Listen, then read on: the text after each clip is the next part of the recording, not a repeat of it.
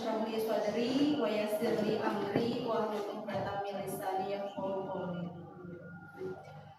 Yang terhormat Bapak Kepala Sekolah, yang saya hormati Bapak Ibu guru semuanya, terima kasih sudah berkenan hadir.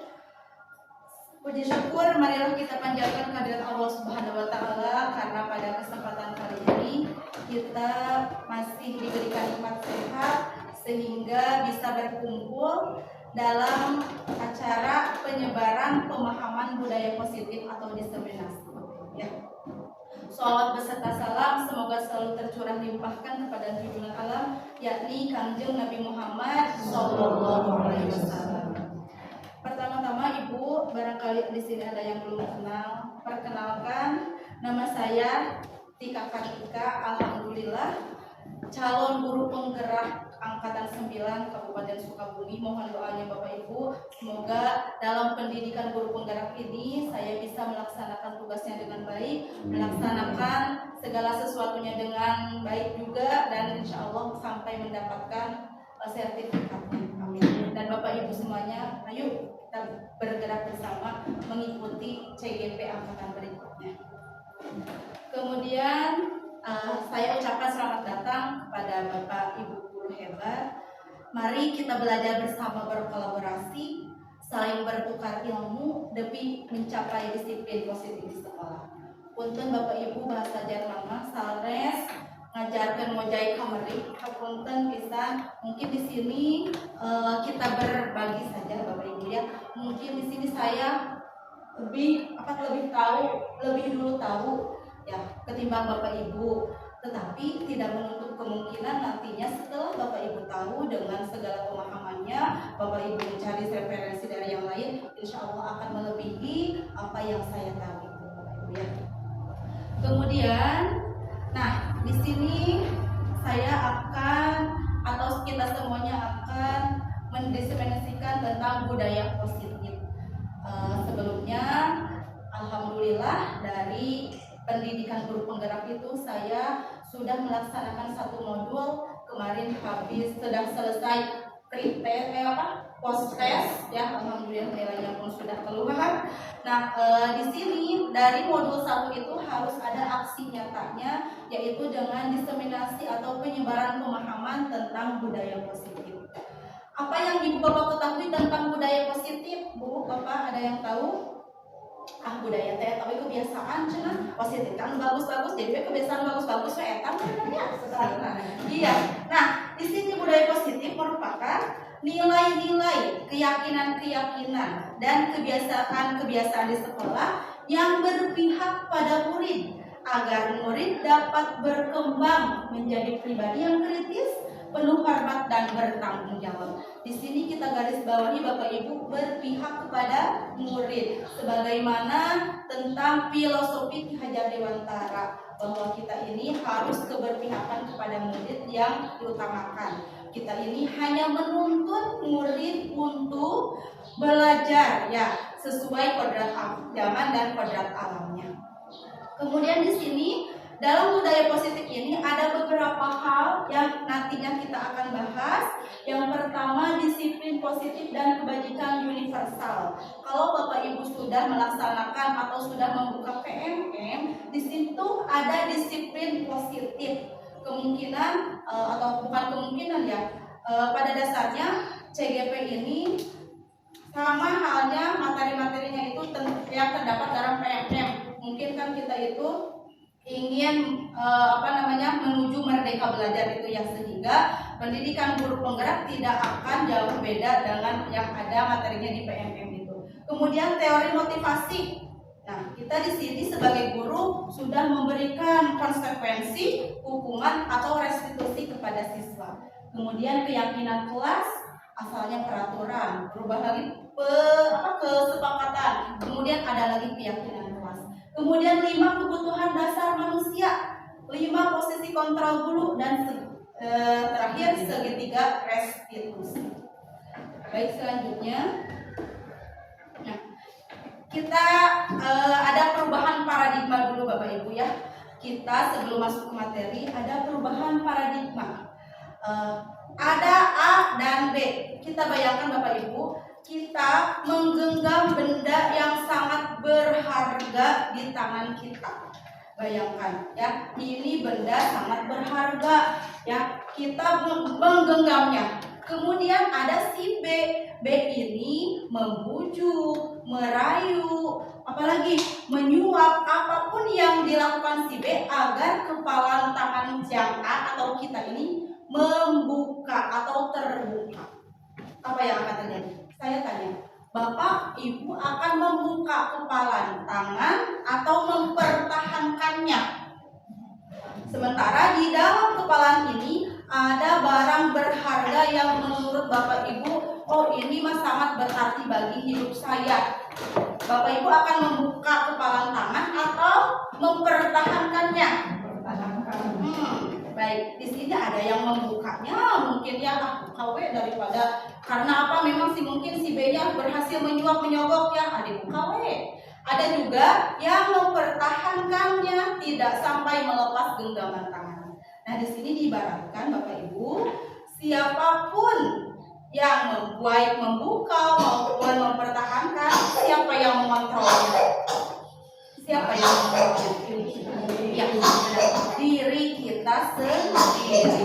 Yang B, buka we berarti dirinya sendiri yang mengontrol. Yang A mempertahankan dirinya sendiri yang mengontrol. Jadi yang mampu mengontrol itu bukan orang lain, tetapi hanya diri kita sendiri. Nah, di sini.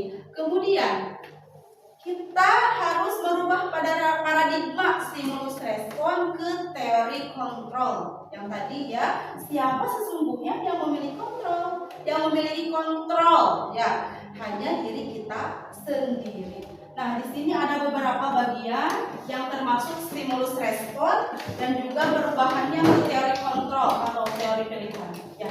Nah, kita garis bawahi yang ketiga ini Bapak. Orang lain bisa mengontrol saya. Awalnya kita si anak harus bisa mengikuti kemauan kita sebagai guru. Pada dasarnya hanya Anda yang bisa mengontrol diri Anda sendiri. Ternyata si anak itu tidak sepenuhnya bisa dikontrol oleh guru. Kadang pangminten paling 5 menit Kak kontrol, buyar lagi 2 menit Kak kontrol, buyar lagi. Nah, memang pada dasarnya yang mampu mengontrol itu hanya diri kita sendiri ya. Selanjutnya, nah di sini Bapak Ibu, dalam menciptakan lingkungan positif, salah satu strategi yang perlu kita tinjau kembali adalah penerapan disiplin di sekolah itu sendiri. Ya, dalam budaya kata makna disiplin dimaknai dengan sebagai sesuatu yang dilakukan seseorang pada orang lain atau untuk mendapatkan kepatuhan. Oh, siswa ini patuh karena disiplin karena hanya mengikuti kepatuhannya saja atau hanya ingin dia disebut tidak melanggar ya. Nah, kita sebagai pendidik tujuan kita adalah menciptakan anak yang memiliki disiplin diri sehingga mereka berperilaku dengan mengacu pada nilai-nilai kebajikan universal dan memiliki motivasi intrinsik bukan ekstrinsik. Nah, di sini itu kita Bapak Ibu harus memberikan motivasi ke anak itu, motivasi intrinsik. Intrinsik itu yang dari dalam anak itu sendiri, bukan ekstrinsik yang hanya dari dorongan gurunya ya. Hayo masuk, misalkan contoh, hayo masuk. Ayah guru nanti keluar deh. Oh, ternyata itu mah masih ekstrinsik ya. Takut karena ada guru saja masuk ke kelas, tetapi ketika dia sudah intrinsik yang mulai dipahami, dia baik ada guru maupun tidak tetap berada di dalam kelas. Nah, disiplin positif ini merupakan salah satu cara penerapan disiplin yang bertujuan untuk menumbuhkan kesadaran serta membudayakan anak untuk melakukan sesuatu tanpa sogokan, ancaman ataupun hukuman. Nah, kita ketika disiplin anak itu sudah motivasi intrinsik, kita tidak usah memberikan hukuman, ancaman, sogokan untuk mereka melakukan nilai-nilai kebajikan atau disiplin itu sendiri, Bapak Ibu ya. Nah, seseorang yang memiliki disiplin berarti dia sudah bertanggung jawab kepada dirinya sendiri. mereka sudah paham apa yang mereka lakukan itu berdasarkan nilai-nilai kebajikan. Di sini ada Bapak Ibu nilai kebajikan universal ya. Nilai kebajikan universal ini adalah sifat positif manusia yang merupakan tujuan mulia yang ingin dicapai setiap individu. Nilai tersebut bersifat universal dan lintas bahasa, suku bangsa, agama maupun latar belakang. Yang di sini jadi nilai-nilai kebajikan ini lintas suku ya Bapak, tidak memandang suku, bangsa, agama maupun latar belakang, semuanya sama. Adapun nilai kebajikan yang ingin dicapai oleh setiap anak Indonesia Bapak Ibu, nah yaitu ini ya, profil pelajar Pancasila yang sudah kita laksanakan dalam kurikulum Merdeka yang terdapat 6 dimensi itu. Yang pertama itu beriman, bertakwa kepada Tuhan Yang Maha Esa, berkebinekaan tunggal, gotong royong, mandiri, kreatif, dan bernalar kritis. Nah, itu mungkin nilai-nilai kebajikan universal yang ingin diciptakan, yang ingin dicapai oleh setiap anak Indonesia. Ya. Kemudian Bapak Ibu, kita lanjutkan ke teori motivasi perilaku siswa. Di sini ada 3 teori motivasi perilaku siswa. Yang pertama, untuk menghindari ketidaknyamanan atau hukuman. Mereka itu melaksanakan nilai-nilai kebajikan hanya untuk menghindari hukuman. Nah, ini adalah tingkat terendah dari motivasi perilaku manusia. Melaksanakan upacara dasieun dihukum bukan karena mereka cinta tanah air, tetapi karena takut untuk dihukum oleh ibu bapak gurunya. Kemudian orang dengan motivasi ini akan bertanya, apa yang akan terjadi apabila saya tidak melakukannya? Lamun kurang pengiringan upacara berarti berkumahannya itu Bapak Ibu guru, dihukumkah, diapakah ya? Ini masih motivasi eksternal ya, masih harus memiliki dorongan dari Bapak Ibu guru, bukan dari motivasi diri anak itu sendiri ya. Itu yang pertama, menghindari ketidaknyamanan atau menghindari hukuman. Yang kedua, untuk mendapatkan imbalan dari orang lain atau institusi ya.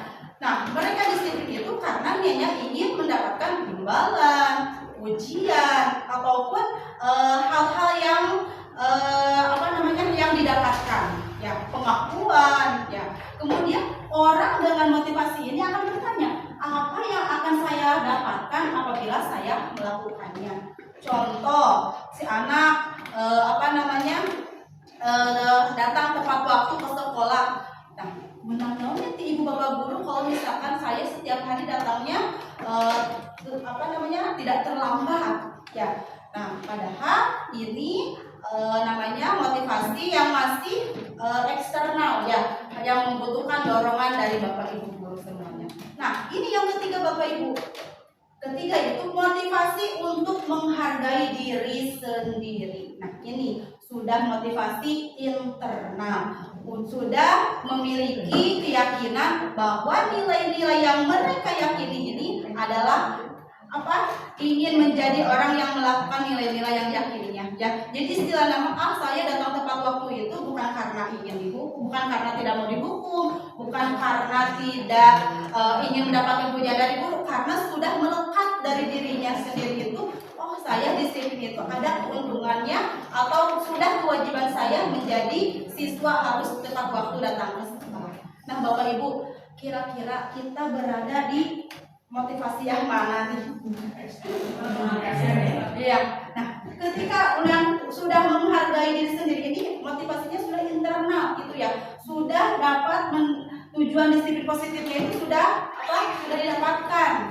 Nah, mudah-mudahan saja kita berharap baik siswa maupun gurunya sudah bisa untuk menghargai diri sendiri ya.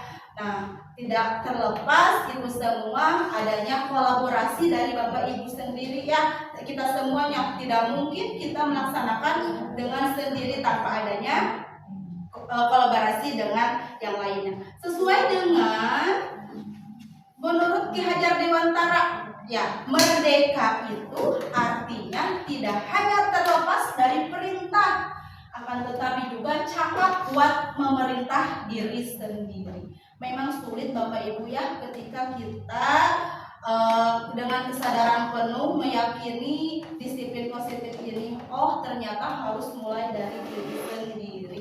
Nah, segala sesuatu yang ketika mulai dari diri sendiri berjalannya dengan ikhlas Bapak ya. Ketika kita banyak pekerjaan di rumah, banyak masalah di rumah, ketika kita ikhlas, ketika mulai dari diri sendiri, bertemu dengan anak pun kita akan profesional. Mungkin dicanda sekolah ayam masalah teh ya. Nah, mudah-mudahan kita sudah bisa melaksanakan disiplin positif ini dengan motivasi intrinsik ya.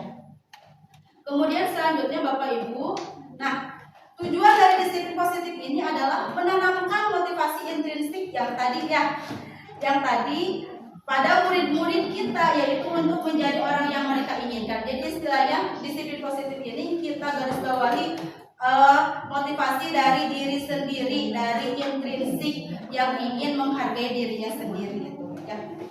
Selanjutnya Bapak Ibu, nah di sini dalam menjalankan keyakinan atau menjalankan disiplin positif, tidak semulus yang kita kerjakan. Ada saja pelanggaran yang pastinya dilakukan oleh anak. Nah, di sini kita sebagai guru, sudahkah memberikan hukuman atau konsekuensi? Seringnya kita memberikan hukuman atau sering memberikan konsekuensi. Ya, di sini ada catatan. Hukuman dapat disesuaikan menjadi konsekuensi. Hukuman pula bersifat tidak terencana dan atau tiba-tiba serta bersifat satu arah. Sementara konsekuensi sudah terencana dan sudah disepakati. Contoh misalkan anak kesiangan, push up kamu 15, nah itu mungkin hukuman ya, karena satu arah, kemudian tidak terencana atau secara tiba-tiba. Nah, di sini kemudian, nah ada bagan perbedaan hukuman dan konsekuensi serta nantinya kita akan membahas restitusi Bapak Ibu ya.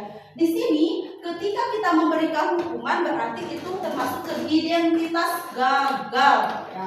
Sementara ketika kita memberikan disiplin dengan sanksi atau konsekuensi atau memberikan disiplin dengan restitusi, itu adalah identitas berhasil. Contohnya kita ambil di sini. Nah, kalau kita memberikan hukuman dengan identitas gagal, peraturannya adalah kamu harus titik ya. Sudah apa? Sudah ditulis kamu harus ya menekan siswa dengan paksaan. Tetapi ketika kita memberikan konsekuensi, apa peraturannya? Menanyakan kembali ke siswa, mampukah kamu melakukannya? Terima kasih. Nah, kemudian restitusi. Apa yang kamu yakini? Apa yang bisa kamu lakukan untuk memperbaiki masalah ini? Nanti perbedaannya ada antara hukuman, konsekuensi, dan restitusi. Ya Bapak Ibu ya. Kemudian kita, nah di sini ada. Silakan Bapak Ibu, di sini ada hukuman dan konsekuensi. Bapak Ibu boleh menuliskan atau disebutkan saja H. Kita lihat nomor 1. Mencatat 100 kali di dalam buku kalimat. Saya tidak akan terlambat lagi. Hukuman atau konsekuensi? Hukuman. Kita lihat nanti hukuman. Yang kedua, coba Bu Sela tolong baca biar gak ngantuk. Oh, gak kelihatan? Kurang jelas ya Bapak ya. Lari mengelilingi lapangan basket 2 kali karena terlambat hadir di sekolah. Hukuman. Yang ketiga, murid diminta push up 15 kali karena tidak menggunakan masker. Mungkin ini waktu pandemi ya, menggunakan masker ke sekolah. Kemudian yang keempat, menggantikan kertas tugas teman yang telah dicoret-coret. Hukuman atau konsekuensi? Konsekuensi. Coba nanti kita lihat ya, samakan jawabannya.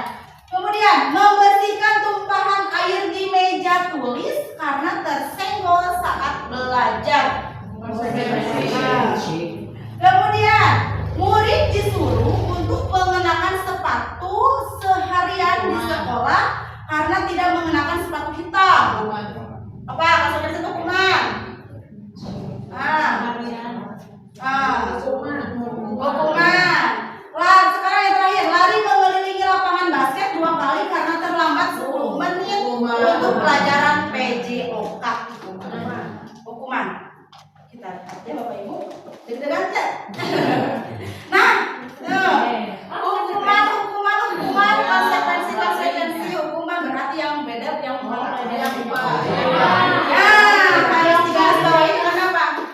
Pelajaran PJOK. Jadi ketika kita konsekuensi itu misalkan 10 menit kita terlambat, siswa terlambat datang ke sekolah, berarti 10 menit harus mengisi waktu itu. Orang lain istirahat, dia mah 10 menit yang kemarin kesiangannya itu konsekuensi. Iya. Nah, di sini ada Bapak Ibu yang sudah melaksanakan hukuman konsekuensi. Ya, alhamdulillah ya. Kita sama-sama Bapak Ibu ya, setelah kita mengetahui ini, mudah-mudahan pribadi kita ini berubah ya. Dari yang tadinya selalu memberikan hukuman, kita akan ketika sudah tahu memberikan konsekuensi sehingga murid tidak sakit hati ya. Nah, karena apa? Hukuman itu kadang verbal juga ada ya. Kamu tidak bisa terngiang-ngiang bahkan sampai nantinya dewasa pun masih ingat. Itu hukuman verbal ya. Lanjut Bapak Ibu. Nah, ini perbedaan hukuman dan konsekuensi. Nah, sesuatu yang menyakitkan harus terjadi ketika hukuman itu. Yang kita baru datang terlambat push up, lupa kaki nyampe capek, langsung disuruh push up ya. Tapi ketika konsekuensi, sesuatu itu memang harus terjadi karena sudah disepakati. Jadi seperti itu ya. Nah, kita ambil yang ini nyata. Paksaan, ketika hukuman paksaan kan ya. Tetapi ketika konsekuensi, stimulus tanggapan. Siswa ditanya, kemudian apa namanya? Ada timbal balik iya. Kemudian, nah, anak belajar untuk menyembunyikan kesalahan ya ketika diberikan bohong kaburu ya atau tuh itu nuduh ke orang lain karena takut diberikan hukuman. Tetapi ketika kita memberikan konsekuensi, anak belajar untuk mematuhi peraturan. Model tadi ketika mencoret-coret temannya, buku temannya ya ganti. Ketika tumpah selesai gol ya harus dibereskan dari dielap. Ya Bapak Ibu seperti itu. Selanjutnya, yang tadi keyakinan kelas, asalnya aturan, tentu itu masih aturan kelas, kemudian terjadi lagi kesepakatan. Nah hari ini kita keyakinan kelas, ternyata Bapak Ibu harus dirubah katanya menjadi keyakinan kelas. Nah biasanya kita membuat keyakinan kelas itu pada saat kapan Bapak Ibu? Pada saat masuk. MPLS ya awal masuk. Tahun ajaran baru MPLS itu. Nah di situ Bapak Ibu berkesempatan memberikan atau berkomunikasi sama anak mana saja yang akan disepakati selama pembelajaran di kelas itu berlangsung, sehingga ketika kita dikembalikan ke anak mudah untuk mengembalikannya lagi. Misalkan kamu terlambat kalau keyakinan kita ya ketika guru yang membuat sendiri ada cerita terang ya, tetapi kita harus memilih membuat keyakinan ini bersama-sama bersama siswa. Nah di sini melibatkan anak ya. Penerapan budaya positif di sekolah dengan mengubah peraturan di sekolah menjadi keyakinan sekolah. Dalam menyusun keyakinan kelas perlu adanya partisipasi penuh dari peserta didik ya, sehingga keyakinan kelas yang dibentuk dan diyakini peserta ya. Selanjutnya Bapak Ibu, nah mengapa tidak peraturan saja? Mengapa harus keyakinan kelas? Kira-kira kenapa Bapak Ibu? Nah, kita lihat contoh yang pertama. Mengapa kita memiliki peraturan harus menggunakan helm bila mengendarai kendaraan roda 2? Mengapa kira-kira? Safety, ya, keselamatan, ya. Ada polisi mah paling geng misalkan ditilang beres, tetapi kenapa setiap hari atau setiap kemana-mana ketika kita berkendara harus menggunakan helm? Ya. keselamatan. Kemudian, mengapa kita memiliki peraturan 3M? Mungkin ini pasti masa pandemi ya, menggunakan masker, mencuci tangan, dan menjaga jarak ya. Tapi coba Ibu lihat, tetap saja meskipun pandeminya sudah selesai, ada yang masih menggunakan masker. Kira-kira kenapa tak? Untuk kesehatan ya. Kemudian yang ketiga, mengapa kita memiliki peraturan harus datang tepat waktu pada saat mengikuti pelajaran? Kira-kira kenapa? Supaya tidak ketinggalan, Iya. tidak mengganggu teman. Nah, iya, karena tanggung jawab ya. Nah, itu.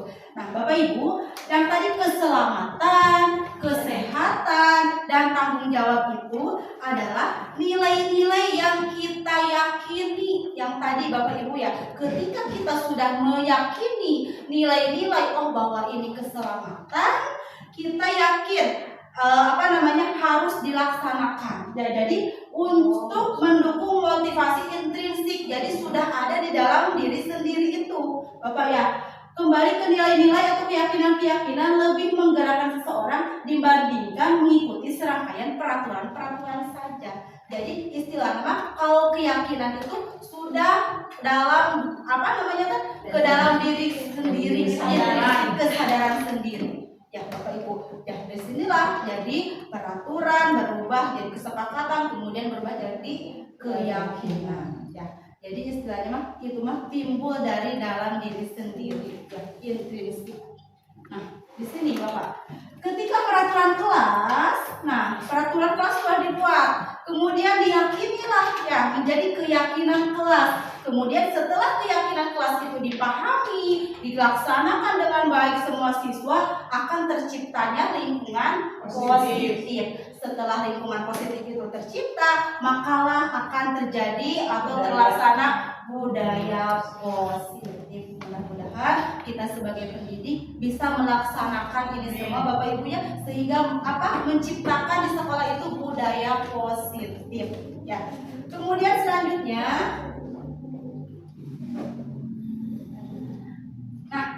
5 kebutuhan dasar manusia. Bapak Ibu, ternyata ketika anak itu melanggar perbuatan, ketika anak itu melanggar Bapak Ibu ya, bertentangan dengan nilai-nilai, ternyata katanya itu adalah karena mereka itu gagal memenuhi kebutuhan dasar yang harus mereka miliki. Nanti dibahas ya. Di sini 5 kebutuhan dasar manusia itu, seluruh tindakan manusia memiliki tujuan tertentu. Yang kita lakukan itu pasti memiliki tujuan. Kemudian semua yang kita lakukan adalah usaha terbaik kita untuk mendapatkan apa yang kita inginkan.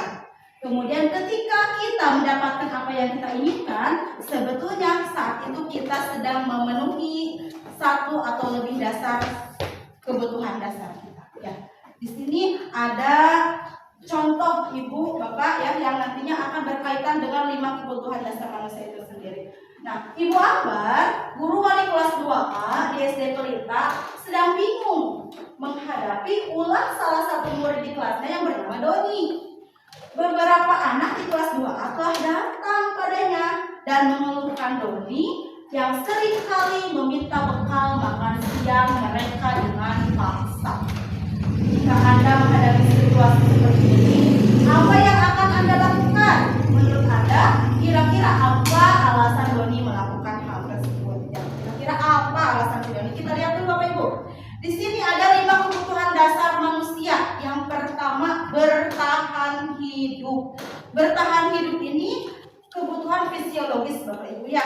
Kesehatan, rumah, makan yang harus kita penuhi sehari-hari. Bahkan pentingnya kita home visit itu seperti ini Bapak Ibu ya, supaya mengetahui keberadaan siswa seperti apa, ekonominya seperti apa, keadaan di rumahnya seperti apa ya. Nah, di sini ketika kita melihat kasus tadi, mungkin si Doni melakukan hal tersebut. Ketika ditanyanya, Doni lapar. Oh, mungkin Doni itu kekurangan di mana? Di rumahnya, sehingga Doni melakukan hal tersebut terhadap teman-temannya. Mengambillah makanan dengan secara paksa itu ya, bertahan hidup. Kemudian kasih sayang, cinta dan kasih sayang ini merupakan kebutuhan dasar untuk diterima di lingkungannya. Oh mungkin ada siswa masuk lelene yang maca aja kami kelas hiji mah ibu.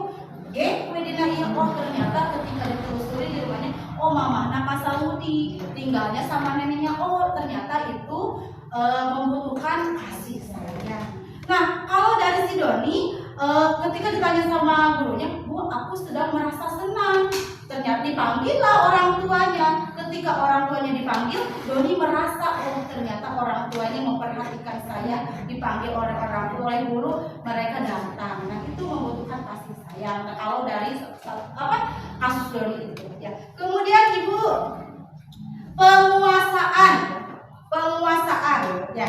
Ini di sini pengakuan atas kemampuan. Di sini siswa ini selalu ingin menjadi pemimpin, ingin diperhatikan, kemudian ingin dianggap berharga oleh teman-temannya. Di sini Doni, kasus Doni, dia merasa hebat, Bu. Kan ada ya anak, Bu si itu mah jadi silden karena teman-temannya. Itu penguasaan ya. Doni merasa hebat karena temannya menjadi takut ketika makanannya diambil. Itu penguasaan. Kemudian kebebasan, kebutuhan akan pilihan. Di sini kebebasan ya. Nah, dalam kebebasan ini, ketika Doni dalam kasus tadi ditanya sama gurunya, kenapa Doni melakukan hal tersebut? Bosan Bu, karena makanan yang dibawakan oleh ibunya itu saja. Mungkin alasannya seperti itu ya. Karena Doni merasa bosan dengan makanan yang dibawakan ibunya, jadi Doni mengambillah makanan milik temannya. Kemudian kesenangan, kebutuhan merasa senang.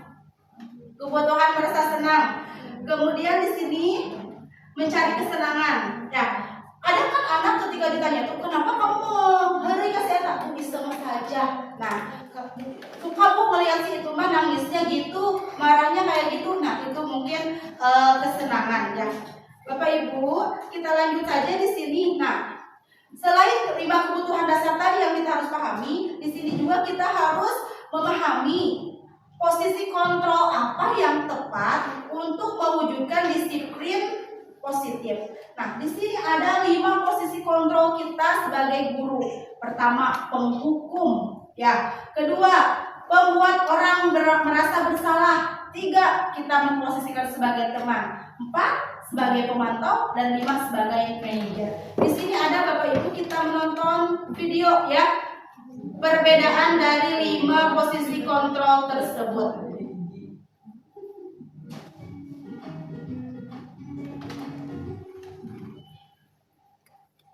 Jalan langsung.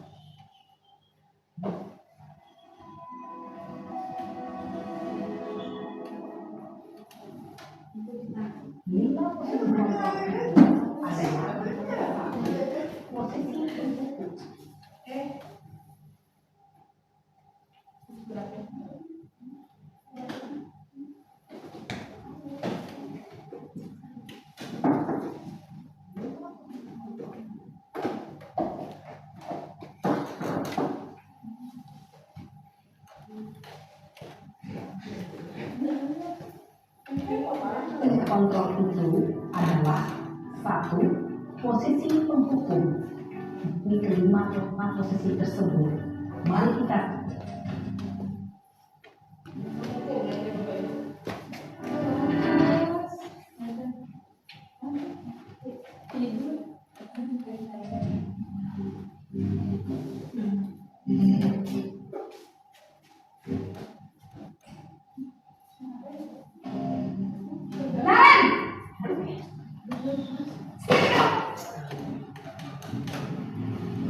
Selamat pagi Bu. selalu terlambat. Kamu deh pasti terlambat. Maaf Bu, saya Apa? Apa coba? Alasan kamu apa lagi? Kapan sih kamu tidak terlambat? Malas sekali ya kamu jadi anak. saya Dasar pemalas. Gak kapok-kapok sih kamu. Sudah berapa kali terlambat? Sana, kamu keliling lapangan basket 2 kali. Kenapa saya harus keliling lapangan basket Bu? Kenapa? Kamu melawan ibu. Berani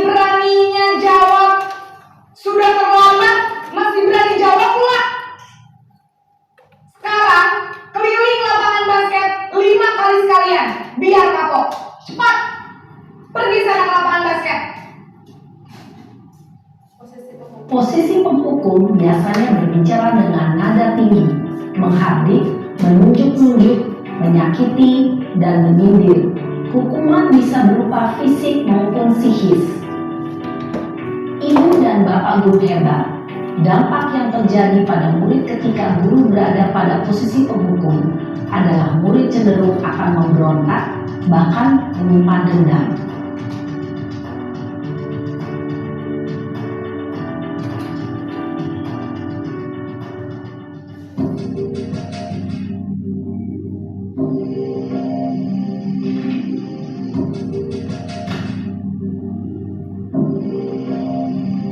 Naren!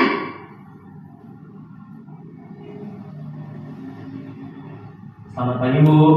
Naren, kamu kenapa terlambat lagi, nak? Ya Tuhan, Naren, kamu senang ya bikin ibu susah ya? Kalau kamu terlambat lagi, nanti ibu yang ditegur bapak kepala sekolah, nak. Disangka ibu tidak bisa membina kamu. Duh, gimana ini?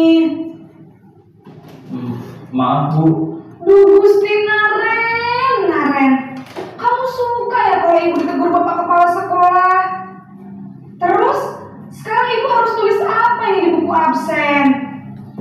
Ini kamu sudah sering terlambat loh. Ibu harus apa coba? Maaf, Bu. Maaf sekali. Ya sudah, lain kali jangan bikin ibu susah lagi ya nak ya. Ibu tidak akan kuat lagi kalau kamu begini terus.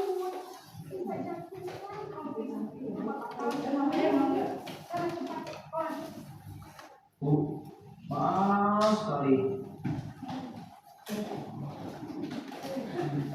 Posisi pembuat salah berbicara dengan nada guru mengambil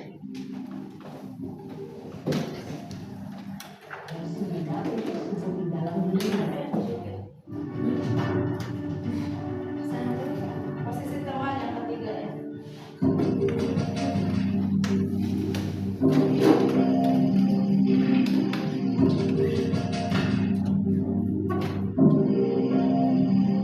Naren!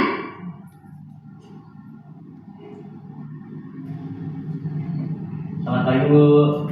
Wah, sudah jam berapa ini nak? Terlambat lagi ya sayang. Iya, Bu. Habis ibu saya belum membangunkan saya, Bu. Kamu malah menyalahkan ibu kamu. Kamu bukannya anak yang larinya paling kencang. Kok terlambat sih? Iya, Bu. Saya memang lambat bangun tadi. Jadi, biarpun saya lari kencang, tetap gak kekejar, Bu.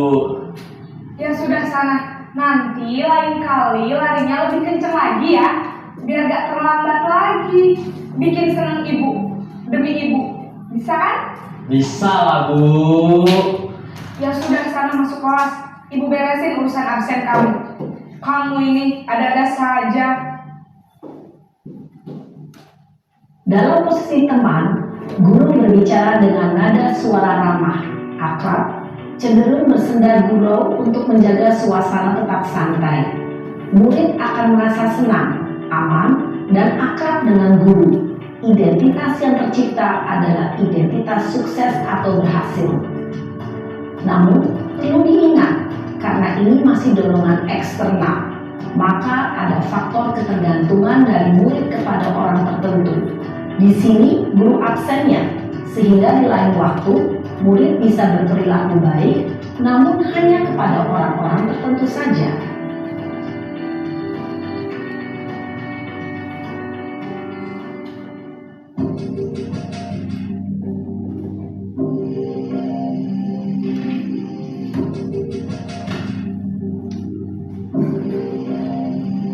Naren!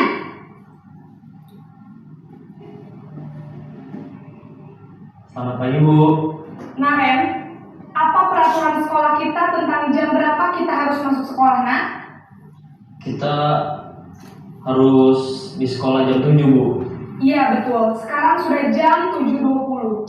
Naren sudah tahu konsekuensinya jika terlambat hadir. Paham, Bu.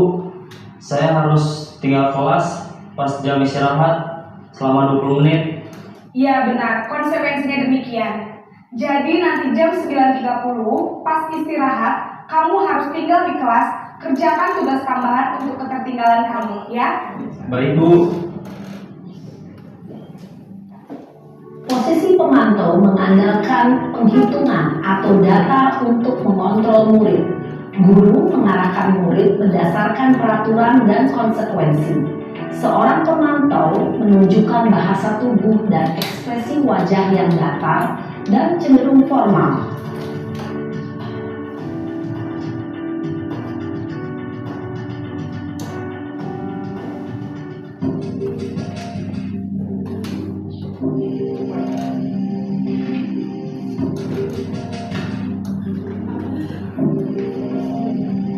Naren!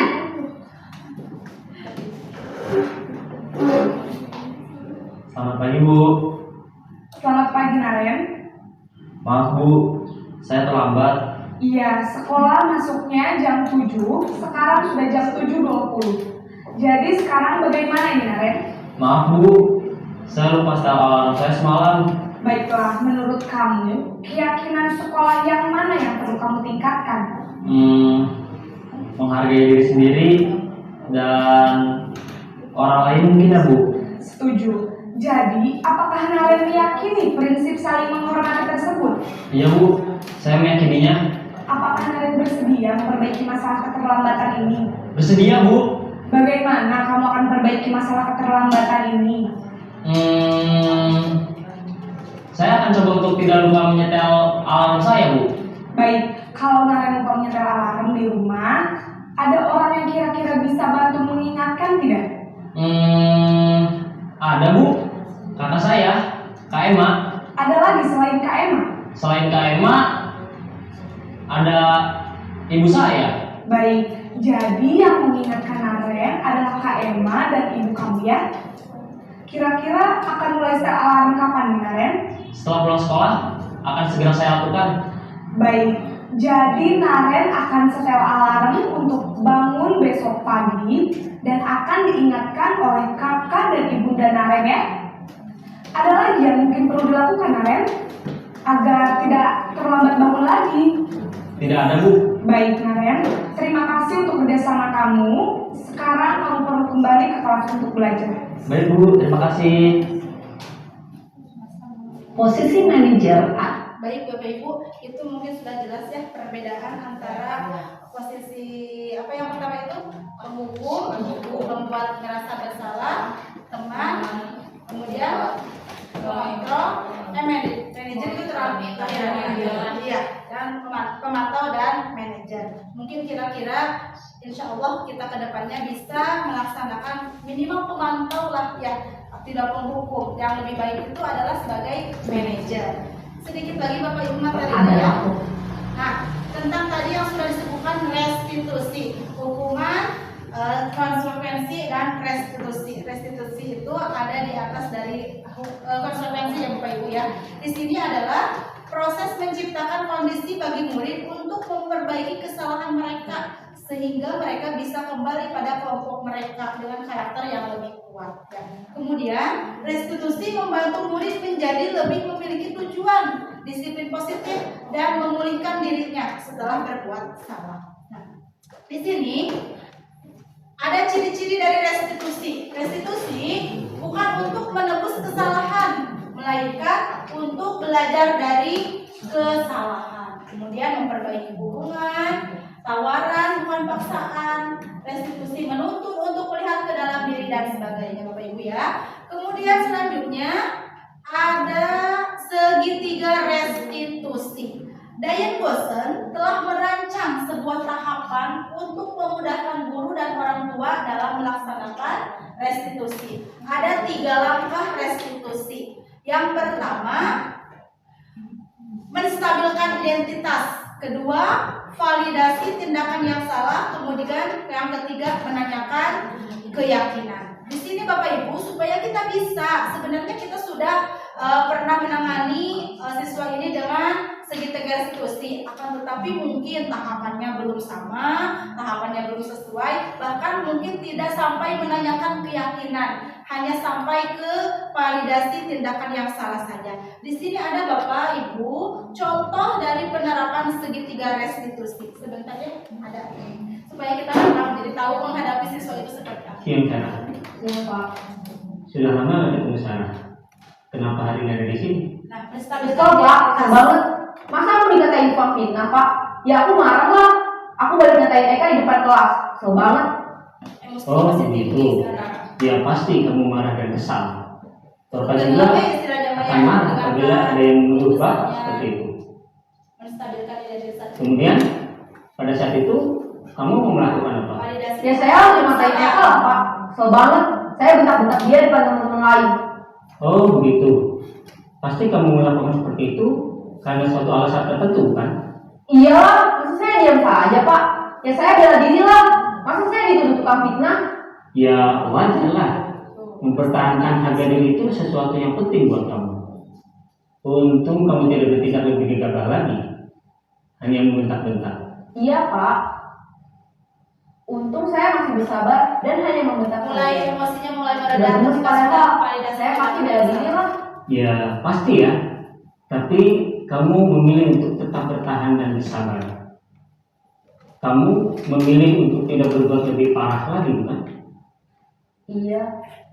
Nah, sekarang coba kita lihat lagi tindakan kamu yang bentak-bentak Eka di kelas. Tindakan kamu itu kira-kira sesuai dengan keyakinan kelas atau prinsip kamu tidak? Enggak lah Pak.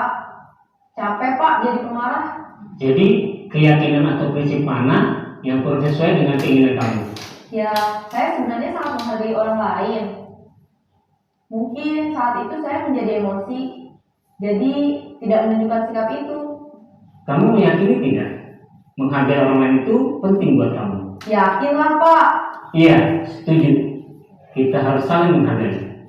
Namun ada juga keyakinan yang kita sepakati yang perlu kita jalankan apabila kita sedang marah, bukan? Ya saya bisa lebih proaktif, mulai dengan diri sendiri. Saya bisa jadi lebih bersabar, mengambil waktu jeda untuk berpikir mau apa selanjutnya. Kira-kira kamu bersedia memperbaiki masalah ini tidak? Bersedia Pak. Kalau kamu memperbaiki masalah ini, kamu akan menjadi orang seperti apa? Saya akan menjadi orang yang bertanggung jawab kali ya Pak. Dan senantiasa proaktif. Iya, menurut kamu bagaimana rasanya menjadi orang seperti itu? Ya nyaman lah, bangga bisa bersabar dan menahan diri. Baiklah kalau begitu. Yuk kita pikirkan bagaimana memperbaiki masalah ini. Nah, baik Bapak Ibu, itu contoh penerapan segitiga restitusi ya. Nah, sebenarnya dalam ke pembelajaran sehari-hari pun kita sering ya Bapak Ibu ya menghadapi anak seperti itu. Cuman mungkin kita baru tahu tahapan-tahapan yang harus kita laksanakan ketika menghadapi situasi murid yang melakukan tindakan kesalahan. Yang pertama, menstabilkan identitas. Emosi si anak itu kan sedang meledak-ledak, ya kita dengarkan saja ya.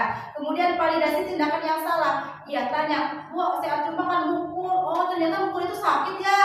Ya divalidasi dulu tindakan yang salahnya. Tetapi tidak membenarkan ya, bukan membenarkan kamu harus mukul lagi, tidak seperti itu. Tetapi divalidasi tindakan itu salah ya. Kemudian yang ketiga, menanyakan keyakinan. Sehingga di sini Bapak Ibu sangat penting keyakinan kelas itu harus disusun atas partisipasi dengan siswa, sehingga ketika kita ditanya, ayo keyakinan kelas apa yang kalian langgar, si anak mampu menjawab ya. Nah mungkin Bapak Ibu, nah ini sebenarnya ada video yang sudah saya laksanakan penerapan segitiga restitusi, akan tetapi mungkin belum maksimal Bapak Ibu ya. Kita langsung saja lihat. Maklum melaksanakan segitiga restitusi dengan anak kelas 1 sungguh luar biasa, sehingga ini buat pengalaman saja Bapak Ibu ya, mohon dikoreksi ketika nanti ada yang salah. Jadi artis terlepas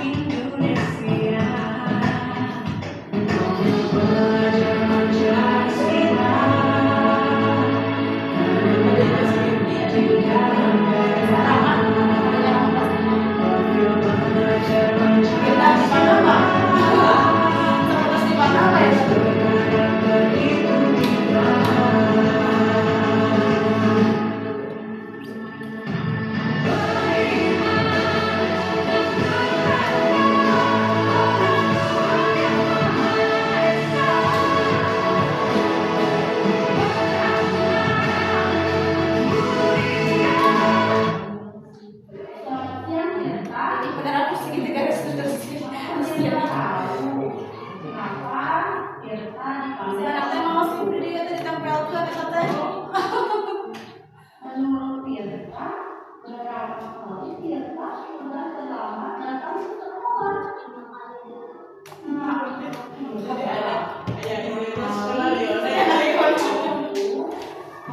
Kan kena di apa di terus TS gitu teh. Tugas-tugasnya lumayan. jadi biasa Iya.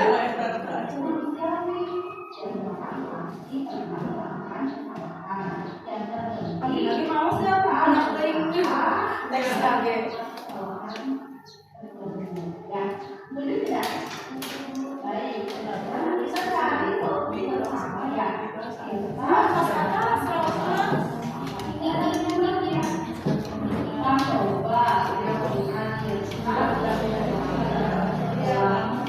Oh ibu, biar agak bilang.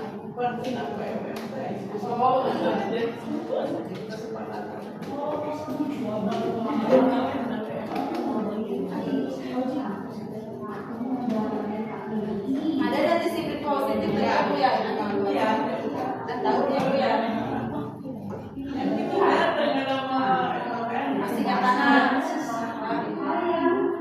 Udah soalnya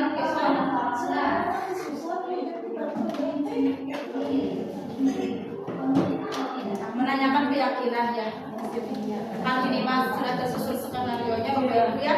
Jadi ya alhamdulillah kita sudah selesai. Ya kita simpulkan Bapak Ibu. Ya di sini dalam melaksanakan disiplin positif, dalam melaksanakan menciptakan lingkungan positif maupun budaya positif tidak terlepas dari kolaborasi semua guru-guru pihak yang ada di sekolah. Tidak hanya calon guru penggerak kumpul anu bergerak, tidak mungkin seperti itu ya. Ketika kita sudah menyebarkan pemahaman, yuk kita sama-sama melaksanakan budaya positif ini supaya tercipta di sekolah kita masing-masing. Harapannya semoga Bapak Ibu termotivasi ya, mudah-mudahan bermanfaat untuk kita semuanya Bapak Ibu ya. Ini sungguh luar biasa Ibu ilmu ya. Makanya di CGB itu luar biasa banyak ilmu yang mungkin meskipun waktu yang harus dibutuhkan juga lumayan terkuras ya. Nah sebelumnya saya ucapkan terima kasih Bapak Ibu yang sudah berkenan hadir mendengarkan pemaparan yang jauh dari kata sempurna. Mohon maaf saya dalam pemaparannya mungkin tidak tidak terhatos lah ya Bu ya. Pilih ayat yang kirang itu maklum masih dalam tahap belajar Bapak Ibu ya. Kemudian bangga Bapak Ibu pilih ada yang mau memberikan tanggapan, masukan ke depannya untuk saya ke depannya ya Bapak Ibu, karena di CGP ini selalu diakhiri setiap kegiatan itu dengan refleksi. Jangan lupa refleksi. Ya, jadi Bapak Ibu mangga salah seorang perwakilan penginten apa yang hal apa yang sudah baik dan hal apa yang harus diperbaiki dari diri saya sebagai calon guru penggerak angkatan 9. Maka Bapak Ibu siapa yang mau mewakili mangga? Bu, ya boleh Bu. Hal apa yang sudah baik dan hal apa yang harus diperbaiki mungkin Bapak Ibu. Ya mangga. Itu ada kurator kan itu nyambut lagi kena akhirnya Pak. Bisa mendapat Alhamdulillah ya, tadi Bu Tika sudah memberikan pemaparan yang begitu gamblang mengenai jelas budaya positif dan di mana mungkin kami ada sebenarnya budaya positif itu sudah diterapkan gitu. Cuma baru tahu batasan yang disebut budaya positif itu seperti ini. Terus apa seperti apa tadi itu perbedaan antara hukuman, konsekuensi dan restitusi. Nah, memang restitusi enggak gitu ya. Baru jadi ada pencerahan di sini. Jadi mengenai padahal itu kan restitusi sudah dilaksanakan ya, cuma istilahnya kurang gitu ya gitu. Itu dan mungkin di sini hal yang positifnya apa yang dipaparkan itu sangat jelas ya bagi kami dan kami mungkin mudah-mudahan bisa menindaklanjutinya nanti di kelas gitu ya kepada anak-anak. Dan hal yang mungkin yang harus diperbaiki, memberi contoh konkret. Ya, contoh konkret. Atau memberikan feedback kepada peserta. Contohnya, Bu, pernah nggak mengadakan konsekuensi di kelas seperti apa, Ibu, pengalaman Ibu? Mungkin itu ya. Atau misalnya, nih pengertian restitusi itu begini, pernah nggak Ibu pengalaman Ibu memberikan hal seperti ini, pernah tidak? Kan seperti saya pernah, tapi nggak ikutin nomenklatur, jadi restitusi itu mungkin itu aja. Jadi antara teori dengan pelaksanaan di kelas itu disinkronkan dengan kami itu pernah tidak, jadi kami itu tahu oh ini mah hukuman dan kami harus sekarang mengubahnya menjadi konsekuensi minimal dan akan berubahnya menjadi restitusi. Itu aja mungkin. Terima kasih. Assalamualaikum warahmatullahi wabarakatuh. Waalaikumsalam warahmatullahi wabarakatuh. Ya baik, terima kasih Ibu. Itu mungkin masukan untuk saya. Mungkin karena dikejar-kejar waktu, ada yang mau kuliah sehingga materinya pun dipadatkan. Ya, tapi itu masukan untuk saya. Insya Allah kedepannya materi dan penerapan di lingkungan nyatanya harus disesuaikan sehingga konkret Bu ya, dapat terwujud. Bapak Billy Bade aya masukan Pak Abdi tambahannya?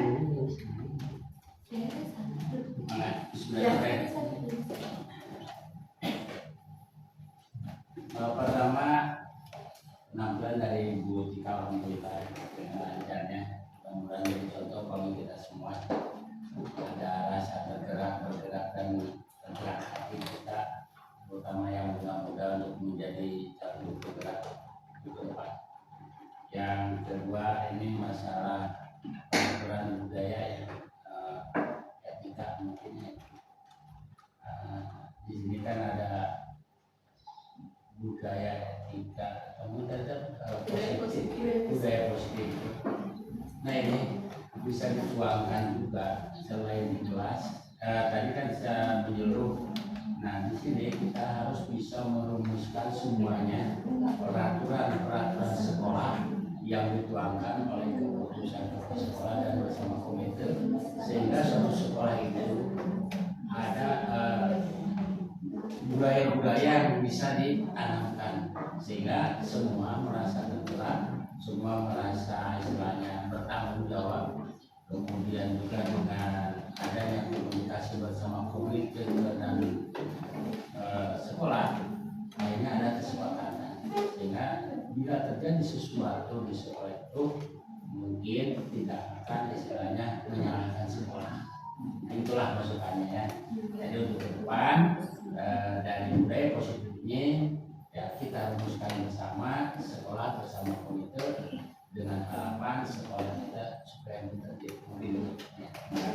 Baik, terima kasih Bapak. Insya Allah tanpa adanya kolaborasi yang baik mungkin tidak akan terciptanya budaya positif seperti itu. Nah, terima kasih Bapak Ibu atas apresiasinya hari ini sudah meluangkan waktu. Sebelum diakhiri kegiatan ini ada pantun. Biru laut seperti kolam. Ikan paus pandai menyelam.